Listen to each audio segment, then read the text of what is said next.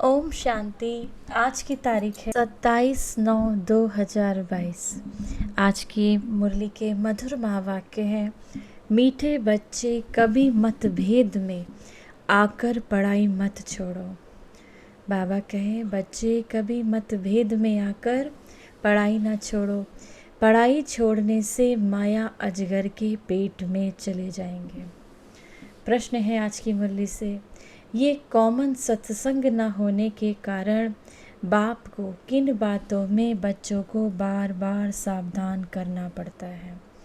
Common सत्संग में, जैसे कॉमन सत्संग होते हैं तो बाबा कहीं उन सत्संग की तरह नहीं है, तो इसी वजह से बाबा को बार बार किन बातों के लिए बच्चों को बार बार सावधान करना पड़ता है। उत्तर, ये दुनिया के सत्संगों की तरह सत्संग नहीं। यहाँ तो पावन बनने की शिक्षा मिलती है। पावन बनने में माया के विघ्न आते हैं। जब पावन बनना चाहते हैं, पवित्र रहना चाहते हैं, तभी माया के बहुत विघ्न पड़ते हैं। इसीलिए बाप को बार बार सावधान करना पड़ता है।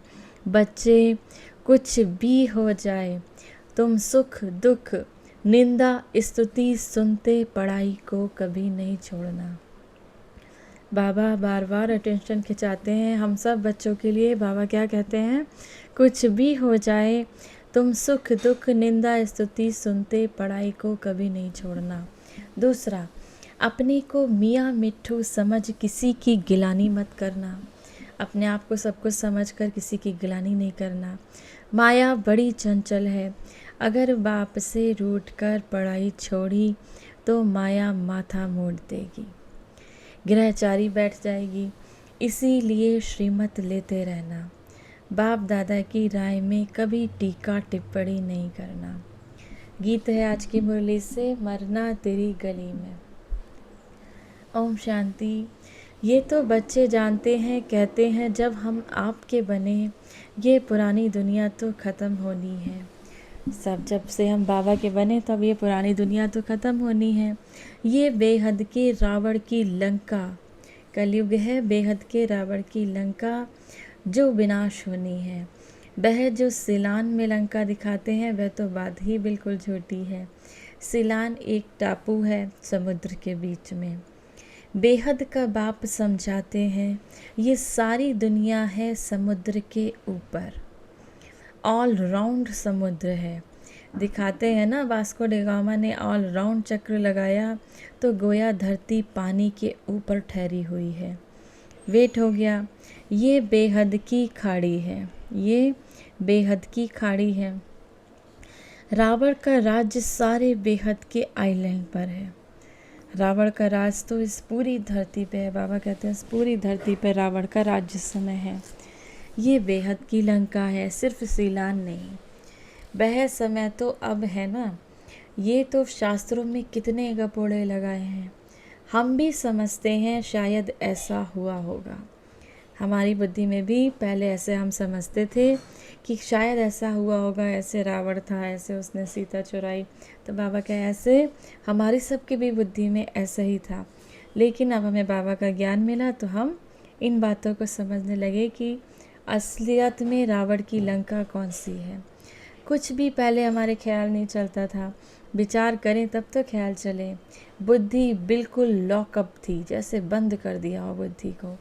अब बुद्धि का ताला खुला है। ताला किसने खोला? स्वयं परमात्मा शिव बाबा ने हमारी बुद्धि का ताला खोला। मनुष्य तो समझते हैं बंदर सेना ली, उन्होंने पत्थर उठाए, पुल बनाई, आग लगाई, तो क्या क्या बातें बैठ बनाई हैं। मनुष्य समझते हैं बंदर सेना थी, उन्होंने पत्थर उठाए, पुल बनाए, पत्थर उठाए, पत्थर पे नाम लिखा राम राम, फिर कहते हैं उन्होंने पुल बनाया, फिर आग लगाई। तो बाबा कहे क्या क्या बातें बैठ बताई हैं। आग तो इस समय सारी दुनिया को लगती है। ये भारत अविनाशी बाप की अविनाशी जन्म भूमि है। ये भारत अविनाशी बाप की अविनाशी जन्म भूमि है। इसीलिए इनको अविनाशी खंड कहा जाता है। बरोबर, भारत प्राचीन था, अब तुम्हारी बुद्धि में बैठा है। बरोबर, भारत अविनाशी खंड है। बाकी जो इस समय खंड हैं वह सब खत्म हो जाएंगे। विनाश ज्वाला में। ये विनाश ज्वाला इस यज्ञ से प्रज्वलित हुई है। लड़ाई शुरू यहाँ से ही हुई है। अभी तो ये छोटी छोटी रिहर्सल है। तुम्हारी बुद्धि में है कि सारी दुनिया में ही रावण राज्य है। तुम अपनी बुद्धि से जानते हो कि सारी दुनिया में ही रावण राज्य है। इसका अब अंत और राम राज्य की आदि है। ये बातें और किसी की बुद्धि में आ ना सके। तुम थोड़े से ही ब्राह्मण जानते हो, समझते भी हो कि अभी ये सारी दुनिया खत्म हो जाएगी। तुम अभी समझते हो ये सारी दुनिया खत्म हो जाएगी।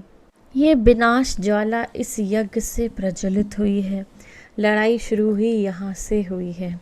अभी तो ये छोटी छोटी रिहर्सल है। तुम्हारी बुद्धि में है सारी दुनिया में रावण का राज्य है। तुम सबकी बुद्धि में है सारी दुनिया में इस समय किसका राज्य है? रावण का। और रावण राज्य माना 5 विकारों का राज्य, काम का, क्रोध का, मोह का, लोभ का, अहंकार का। इन अहंकारों में, इन विकारों में ग्रसित हो चुकी हैं आत्माएं। तो इन 5 विकारों से, इन 5 विकारों का राज्य है माना रावण राज्य है।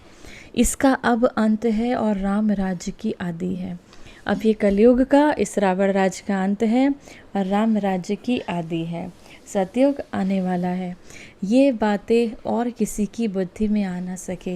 ये बातें तो हम सब ब्राह्मण बच्चे जानते हैं कि इस कलयुग का अंत होने वाला है और सतयुग आने वाला है।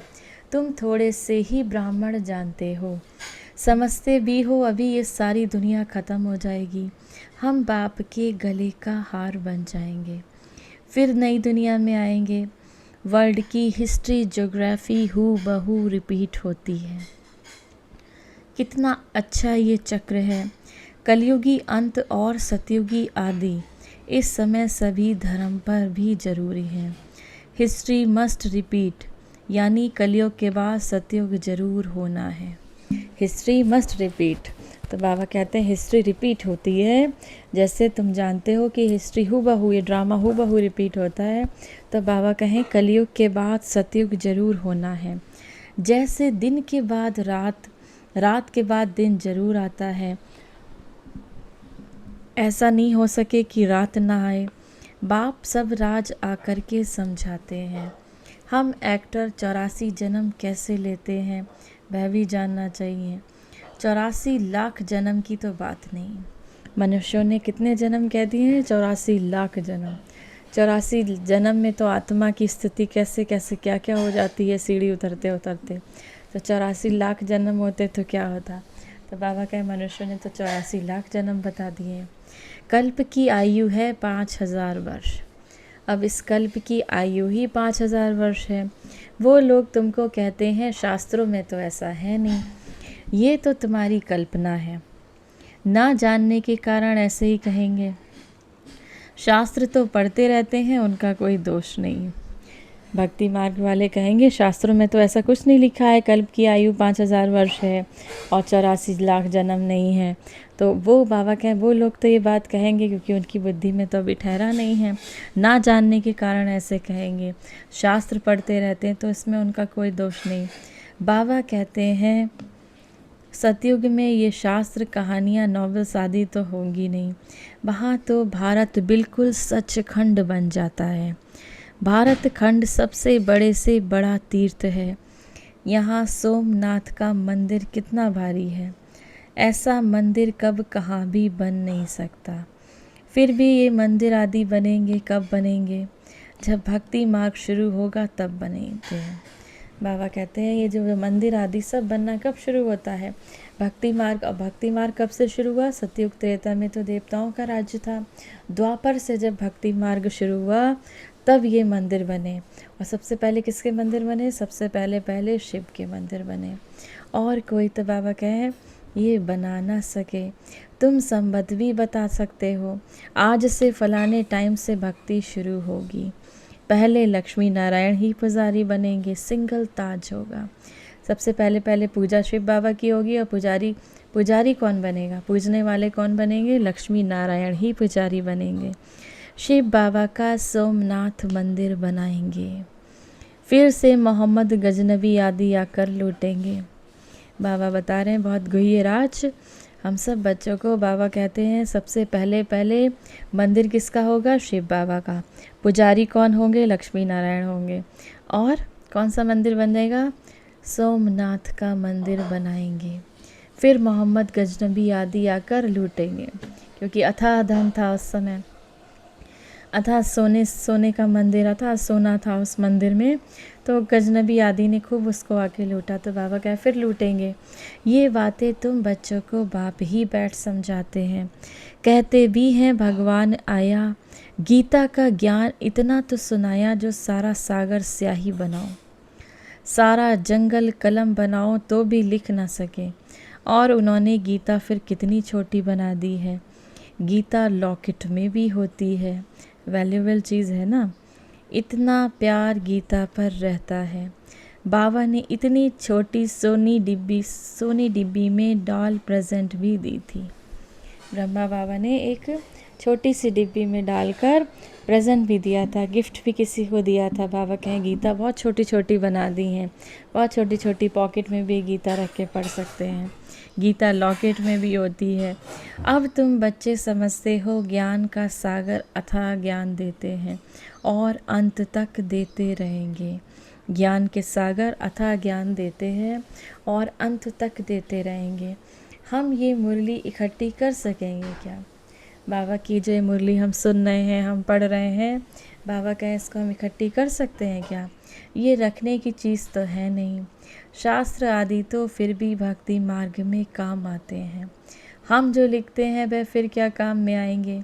कहा तो हमारा 2-4 हज़ार मुरलियाँ, कहाँ उनकी करोड़ों के अंदाज में गीताएं बनती हैं, वो भी सब भाषा में। सर्व शास्त्रोमयी शिरोमयी गीता का बहुत मान है। सर्वशास्त्रमयी शिरोमणि गीता का बहुत मान है। गीता शास्त्र आदि कितने पढ़ते होंगे? बाप समझाते हैं ये ज्ञान जो तुमको मिलता है ये बिल्कुल ही नया है, इसका पुस्तक तो है नहीं। भगवान राजयोग कैसे सिखाते हैं ये अब तुम ब्राह्मण ही जानते हो। तुम्हारे में इस ज्ञान के नशे में रहने वाले बहुत थोड़े हैं। बाबा कहे तुम बच्चों में भी इस ज्ञान के नशे में रहने वाले कि गीता का भगवान कौन हमें रोज़ मुरली सुनाते हैं, इस ज्ञान के नशे में रहने वाले बहुत थोड़े बच्चे हैं। आज उस नशे में रहते हैं, कल भूल जाते हैं। बाप को भी भूल जाते हैं तो ज्ञान को भी भूल जाते हैं। बाप को फारकती दी तो सब खलास, बाबा को छोड़ा तो सब खलास। बाप का बनकर अगर बिकार में चले गए तो गला घुट जाएगा, कुछ भी बोल नहीं सकेंगे। बाबा का बने और बिकारों में गए तो बाबा कहें गला घुट जाएगा, कुछ भी बोल नहीं सकेंगे। जो बहुत अच्छा प्रचार करते थे वो भी आज नहीं हैं। कोई ब्रह्मा कुमारी आपस में मतभेद हुआ तो बाबा से रूठ जाते हैं। बहुत से ऐसे बच्चे भी हैं जिनका ब्रह्मा कुमारी से किसी से मतभेद हो गया, कोई बात हो गई तो वो बाबा से रूठ देते हैं। इसमें बाबा की तो कोई गलती नहीं है, बाबा से रूठ जाते हैं। बाबा इनको समझाते नहीं, बाबा कहते हैं ये नहीं करते। आखिरीन रूठ कर पढ़ाई ही छोड़ देते हैं। इसीलिए बाप कहते हैं कि महामूर्ख देखना हो तो भी यहाँ देखो कि बाबा से लड़ाई किससे हुई और छोड़ा किसको? बाबा को छोड़ दिया। तो बाबा का महामूर्ख देखना हो तो यहाँ देखो। लिख कर भी देते हैं, बाबा मैं आपका हूँ, आपसे हम सदा मुख का वर्षा लेते, सुख का वर्षा लेते रहेंगे। बाबा से कहते हैं बाबा मैं आपका हूँ, आपके मुख से हम सदा ये सुख का वर्षा, अविनाशी वर्षा लेते रहेंगे। और फिर फारकती दे देते हैं, डाइवोर्स दे देते हैं। बाबा कहते हैं जैसे माना बाबा कोई तलाक दे देते हैं। अच्छी बच्चियाँ थी वो आज है नहीं। बहुत सारे ऐसे बच्चियाँ हैं जो ज्ञान को छोड़कर चले गए, माया ने अपने राज्य में उन्हें शामिल कर लिया। बिकारों में गिर गए तो माना माया ने उनको खा लिया। तो बाबा का वंडर है ना, माया अजगर के पेट में चले गए, फिर मुख से कुछ कह ना सके, ये अविनाशी ज्ञान सुना ना सके। फिर बाप दादा की राय पर टीका टिप्पणी करने लग पड़ते हैं। बहुत समझाया जाता है कि कुछ सुधर जाओ, इसमें ही कल्याण है, परंतु सुधरते नहीं। बहुत अच्छे अच्छे बच्चे चले गए, अभी भी बहुत ऐसे बच्चे हैं जो किनारे पर खड़े हैं, ब्लड से प्रतिज्ञा लिखकर भी छोड़ आते हैं देते हैं। बाबा कहते हैं बहुत से ऐसे बच्चे हैं जो ब्लड से प्रतिज्ञा लिखते हैं, बाबा हम आपके बनकर रहेंगे, और फिर भी ब्लड माना खून से, और फिर भी बाबा को छोड़ देते हैं। तो बाबा कहे बच्चों को तो बाप की पूरी श्रीमत पर चलकर बाप से पूरा वर्षा लेना चाहिए। बाप समझाते रहते हैं कुछ भी हो, सुख दुख स्तुति निंदा आदि कोई करे, तुम पढ़ाई को पढ़ना नहीं छोड़ो, मुरली को सुनना मुरली को पढ़ना नहीं छोड़ो। कोई किसकी निंदा भी करते हैं क्योंकि बुद्धि में तो ज्ञान नहीं, जानते नहीं कि ये छोटा भाई है ये बड़ा, ये तो बाप ही जाने। अपने मुँह मियाँ मिट्ठू नहीं बनना है, माया बड़ी चंचल है, देह अभिमान वालों का माथा एकदम मोड़ लेती है। माया बड़ी चंचल है, माया देखती है कि हमारा ये कस्टमर है जिसको देह का बहुत अभिमान है, तो बाबा कहते हैं उनका तो एकदम माथा मोड़ लेती है। बाबा बच्चों को खबरदार करते रहते हैं, कहाँ न कहाँ माया बार करती रहेगी। माया के बार कैसे होते हैं?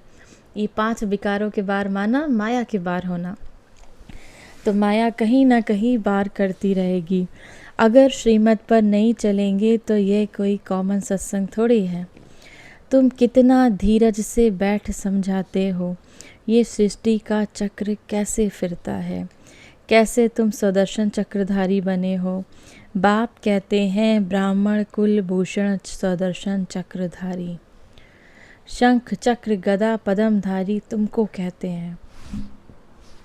तुम ब्राह्मणों को शंख चक्र गदा पद्मधारी तुमको कहते हैं।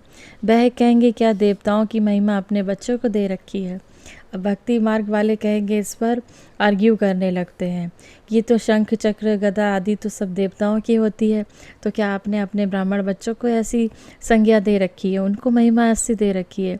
तो बाप कहते हैं हे स्वदर्शन चक्रधारी, हे कमल फूल समान पवित्र बनने वाले, हे गदाधारी, ये बाप ही समझाते हैं, दुनिया क्या जाने। कहते भी हैं सर्व की सद्गति दाता एक है, गाते भी हैं ज्ञान अंजन सतगुरु दिया, अर्थात ब्रह्मा की रात खत्म होती है, ज्ञान सूर्य प्रगटा, ब्रह्मा की रात पूरी होती है, फिर दिन शुरू होता है। ज्ञान सूर्य प्रकट हुए, ब्रह्मा की रात पूरी हुई, फिर दिन शुरू हुआ। परम पिता परमात्मा ब्रह्मा द्वारा नया ज्ञान देते हैं। आगे तो तुम कुछ भी नहीं जानते थे, ना आत्मा को ना परमात्मा को, ना रचता को ना रचना को जानते थे, बिल्कुल ही तुच्छ बुद्धि बन पड़े थे। तुमको क्या बनाया था? तुम स्वर्ग के मालिक थे, फिर 84 जन्म लेते लेते अंत तक आएगी। अब तुम्हारी चढ़ती कला है, अब तुम्हारी चढ़ती कला है। अब कलयुग जब ख़त्म होगा तब बाबा कहते हैं चढ़ती हुई कला में, माना आप सतयुग की तरफ जाओगे, तो अब तुम्हारी चढ़ती हुई कला है। बाप कहते हैं माँ मेकम याद करो, सिर्फ एक मुझे याद करो तो तुम विश्व के मालिक बन जाएंगे। विवेक भी कहता है परमपिता परमात्मा है स्वर्ग का रचयिता, तो हम स्वर्ग में क्यों नहीं हैं? मनुष्यों की बुद्धि में नहीं आता, भगवान ने तो नई सृष्टि स्वर्ग रचा, जहाँ देवी देवता राज्य करते थे। 5000 वर्ष पहले स्वर्ग था, अब फिर भगवान आए हैं स्वर्ग की स्थापना करने। ये बातें बुद्धि में अच्छी रीति बैठ जाएं तो भी अहो सौभाग्य। माया ऐसी है जो बिल्कुल ही पुरुषार्थ करने नहीं देती, नाक से पकड़कर घूसा मार कर एकदम बेहोश कर देती है। बॉक्सिंग है ना। बाबा कहते हैं माया 1 सेकंड में गिरा देती है, सेकंड में जीवन मुक्ति से सेकंड में जीवन बंध बन पड़ते हैं, फारकती दे देते हैं तो माना खलास। निश्चय हुआ ये बादशाही ले लो, संशय हुआ तो सब खलास। बाबा कहते हैं निश्चय हुआ तो बादशाही ले लो, सतयुग में वर्षा ले लो, लेकिन अगर संशय में आते हो, बुद्धि इधर उधर भटकाते हो तो क्या? बाबा कहते हैं सब खलास। बड़ा वंडरफुल खेल है। बाबा कहते हैं अमृत बेले उठ विचार सागर मंथन करो, और तो टाइम सारे दिन में मिलता नहीं, रात को तो वायुमंडल खराब रहता है, भक्ति भी सवेरे उठकर करते हैं। तुम बच्चों को मालूम है बाबा 1-2 बजे उठकर मुरली लिखते थे। ब्रह्मा बाबा सुबह 1-2 बजे उठ जाते थे और उठकर मुरली लिखते थे, तो तुम पढ़कर फिर क्लास कराते थे। फिर बाबा बैठ सुनते थे कि देखें कैसे मुरली चलाते हैं। बाबा बैठ के सुनते थे, ब्रह्मा बाबा बैठकर सुनते थे कि बच्चे देखे कैसे मुरली चलाते हैं। ब्रह्मा बाबा लिख कर देते थे बच्चों को, तो बाबा की याद में बैठते थे शिव बाबा ब्रह्मा बाबा के तन में, और बाबा जब मुरली लिखते थे तो फिर बाबा उस मुरली को बच्चों को देते थे। फिर बाबा बैठ के सुनते थे कि बच्चे देखें कैसे मुरली चलाते हैं। ये सब तो शिव बाबा का ही कमाल था। कितने अच्छे अच्छे बच्चे थे, पता नहीं कहाँ चले गए, आज है नहीं। माया ने एकदम श्रापित कर दिया। बाबा तो बरसा दे रहे हैं, तो बच्चों को पूरा पुरुषार्थ कर बरसा लेना चाहिए। अच्छी रीति खुद भी समझते हैं, बाप भी समझते हैं, बाप का हाथ छोड़ देते हैं। सब कहेंगे तुमने बीके को छोड़ दिया, तुमको तो निश्चय था नहीं कि हम बेहद का बरसा पा रहे हैं। फिर क्या हुआ जो मुरली भी नहीं सुनते हो, फिर तो बाप को भी नहीं याद करते होंगे। फिर वह याद आदि सब उड़ जाती है। ऐसी दुर्गति शाली किसी बच्चे की ना हो। बाबा कहते हैं ऐसी दुर्गति किसी भी बच्चे की ना हो। बाबा का हाथ छोड़ा, मुरली पढ़ना छोड़ा, ज्ञान छोड़ा, सब कुछ छोड़ा, तो बच्चे कहाँ जाएंगे। जिसने बाबा को छोड़ दिया, इतना बाबा की एक मुरली पढ़कर ही, मुरली सुनकर ही कितना नशा चढ़ता है। तो ऐसे बाबा को जो बच्चे छोड़ देते हैं, तो बाबा कहते हैं ऐसी दुर्गति किसी बच्चे की ना हो। बाप तो समझ सकते हैं ये बच्चा बड़ा खराब हो गया। अच्छे अच्छे बच्चे भी संग दोष में खराब हो पड़ते हैं। बाबा कहते हैं फर्स्ट क्लास बच्चे ही माला, विजय माला के मनके में बन सकते हैं। कई बच्चे लिखते हैं बाबा हम आपकी माला का मनका जरूर बनेंगे। बाबा तो कहते हैं तुम बनो, अहो सौभाग्य। बाप भी चलन से समझ जाएंगे। बाबा तो चलन देख के बच्चे की समझ जाएंगे कि बच्चा माला के मनके में आएगा कि नहीं आएगा। सर्विस से ही बच्चों की वफादारी, फरमान बरदारी सिद्ध होती है। बहुत मीठा बनना चाहिए, सम्मुख सुनने से वैराग्य आता है। फिर ऐसा कभी फिर नहीं करेंगे, ये करेंगे, यहाँ से बाहर निकला बस खलास। बाबा कहते हैं ऐसा फिर कभी नहीं करेंगे, ये करेंगे, तो बाबा कहते हैं बाबा से छूटा तो बाबा कहते हैं सब खलास, सब भूल जाते हैं। कितनी वंडरफुल बातें हैं। बाबा के तो दिन रात ख्यालात चलते रहते हैं। प्रोजेक्टर में गोला इतना बड़ा दिखाई पड़ना चाहिए जो मनुष्य दूर से ही अच्छी रीति पढ़ सकें। बाबा कहते हैं प्रोजेक्टर में गोला इतना बड़ा दिखाई देना चाहिए कि मनुष्य दूर से ही पढ़ सकें। बड़ी दीवारों पर इतना बड़ा दिखाई पड़े, क्लियर हो। एक एक चित्र स्लाइड से इतना बड़ा दिखाई पड़े जो सामने कोई भी पढ़ सके। 2 गेले भी इतने बड़े दिखाई पड़े। यहाँ से भक्ति मार्ग शुरू होता है। पहले होती है अव्यभिचारी भक्ति, फिर है व्यभिचारी भक्ति। ये ब्रह्मा है शिव बाबा का सपूत बच्चा। ब्रह्मा बाबा है शिव बाबा के सपूत बच्चे। ब्रह्मा से अगर कोई सवाल पूछे तो क्या जवाब नहीं दे सकते। बल शिव बाबा तो जानते हैं, परंतु मैं तो समझा सकता हूँ ना। बाबा ने राइट हैंड बनाया है, कुछ तो समझा होगा। बाबा कहते हैं बाबा ने ब्रह्मा बाबा को अपना राइट हैंड बनाया है, तो बाबा ने कुछ तो समझा होगा। अच्छा, मीठे मीठे सिकी लदे बच्चों प्रति मात पिता बाप दादा का याद प्यार, गुड मॉर्निंग और नमस्ते। हम सब रूहानी बच्चों को रूहानी माता पिता बाप दादा का याद प्यार, गुड मॉर्निंग और नमस्ते। धारणा के लिए मुख्य सार है पहला, अमृत वेले उठकर विचार सागर मंथन करना है। अमृत वेले उठकर विचार सागर मंथन करना है। बाबा की जो आप मुरली सुनते हो उस पर विचारना है कि बाबा ने आज की मुरली में क्या कहा, आज की मुरली में ऐसा क्या कहा। बाबा कहें कभी भी संशय बुद्धि बन संदोष में आकर पढ़ाई नहीं छोड़नी है। दूसरा, माला का मणका बनने के लिए वफादार फरमान बरदार बनना है, अपनी चलन रॉयल रखनी है, बहुत बहुत मीठा बनना है। माला का मणका बनने के लिए वफादार बनना है, फरमान बरदार बनना है, बाबा के हर फरमान को मानना है, हर श्रीमत को मानना है, अपनी चलन बहुत रॉयल रखनी है, सबसे हर एक आत्मा से बहुत बहुत मीठा बनकर चलना है। वरदान है आज की मुरली से, 100 के मान में 100 मान में स्थित रहे, हद की इच्छाओं को समाप्त करने वाले इच्छा मात्र अविद्या भव। जो 100 मान में रहते हैं, 100 मान माना स्वयं के मान में रहते हैं। स्वयं का मान कौन सा है हम सब बच्चों का? मैं आत्मा हूँ। अब मैं कौन सी आत्मा हूँ? मैं शांत स्वरूप आत्मा हूँ, मैं सुख स्वरूप आत्मा हूँ, मैं परम पवित्र आत्मा हूँ, मैं ज्ञान स्वरूप आत्मा हूँ। कोई भी सम्मान आप दिन भर प्रैक्टिस कर सकते हैं। इस सम्मान को मन ही मन दोहराते रहें, मन ही मन दोहराते रहें, तो इस सम्मान के नशे में रहें। तो बाबा कहे जो सम्मान में स्थित रहते हैं उन्हें कभी हद का मान प्राप्त करने की इच्छा नहीं होती। एक सम्मान में सर्व हद की इच्छाएं समा जाती हैं, मांगने की आवश्यकता नहीं रहती। हद की इच्छाएं कभी पूर्ण नहीं होती।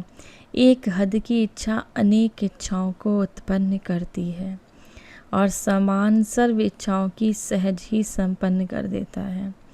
इसीलिए समानधारी बनो। समान सारी इच्छाओं को सहज ही संपन्न कर देता है। इसीलिए समानधारी बन सर्व प्राप्ति स्वरूप बनो। अब प्राप्ति व इच्छाओं की अविद्या हो जाएगी। जब आप समानधारी बनेंगे, सर्व प्राप्ति स्वरूप बन जाएंगे, तो अब प्राप्ति व इच्छाओं की अविद्या हो जाएगी। स्लोगन है आज की मुरली से, हर परिस्थिति में स्वयं को मोल्ड करने वाला ही रियल गोल्ड है। हर परिस्थिति में स्वयं को मोल्ड करना माना स्वयं को ढालना। तो हर परिस्थिति में स्वयं को ढालने वाला, मोल्ड करने वाला ही रियल गोल्ड है। ओम शांति। थोड़ी देर परमात्मा की याद में स्वयं को स्थित करें।